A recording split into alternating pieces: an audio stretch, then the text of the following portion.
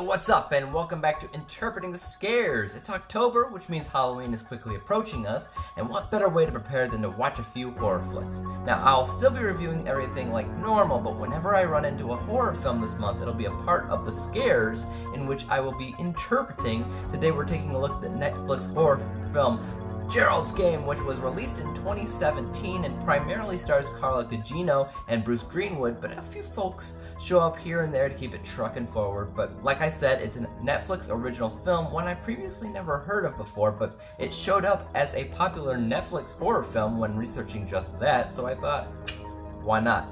Gerald's Game is ultimately about a married couple that travels to a remote home to have a romantic little getaway to ultimately revamp their love life. But after Carla Gugino's character was handcuffed to the bed, her husband suddenly and unexpectedly dies of a heart attack, leaving her trapped in that position, unable to escape. It is there where she begins to have a ton of visual and auditory hallucinations, but not everything she witnesses is necessarily fake. So this movie is an adaptation of a Stephen King story of the same name, and what should be stated right off the bat is that it isn't so much a horror film. Instead, it's very much a creepy character drama that was, in all honesty, expertly pulled off. Carla does such a wonderful job carrying this film on her own, on her shoulders. There's definitely a ton of acting range here, given the fact that she can't even physically move that much, and she has to heavily rely on facial expressions and emotions, and without this surprisingly expressive performance, the film really wouldn't be much of anything, and yet it is.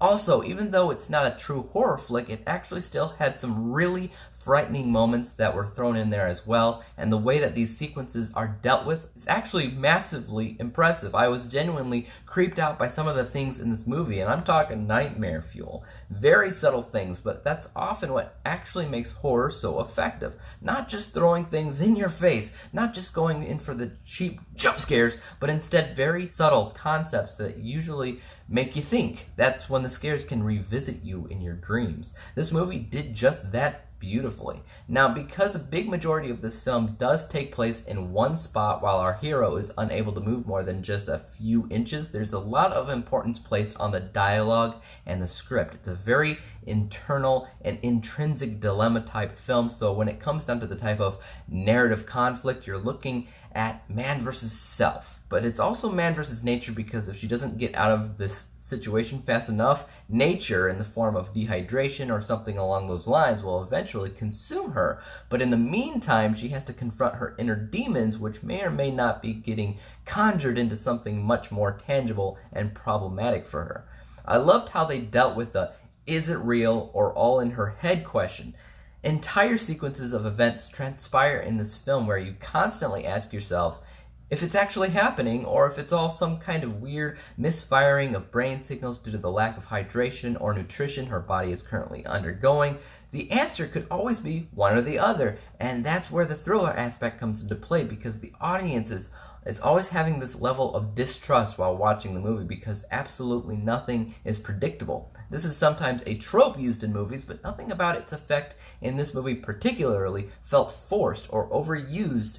It felt incredibly fresh and unique unto its own. Now, even though this is the type of movie you typically consider to be independent and possibly low budget, they played to their strengths rather well. The film looks really nice when it comes to framing the shots and utilizing incredibly smart practical effects techniques that will undoubtedly gross you the crap out, even if you do have a strong stomach, which I consider myself to have. What they did with the movie and its practical effects was insane, but brilliant nonetheless.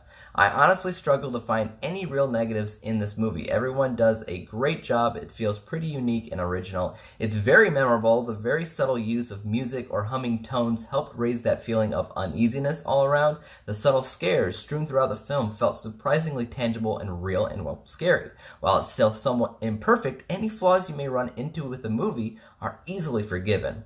So, I gave this movie 94%, 94 out of 100 possible stars. As a whole, the film surprised me. Guys, tell me what you thought about Gerald's Game in the comments down below. And as for YouTube, you know what to do. Make sure that you hit subscribe, hit the like button, and hit the bell to be notified when I come out with my next review.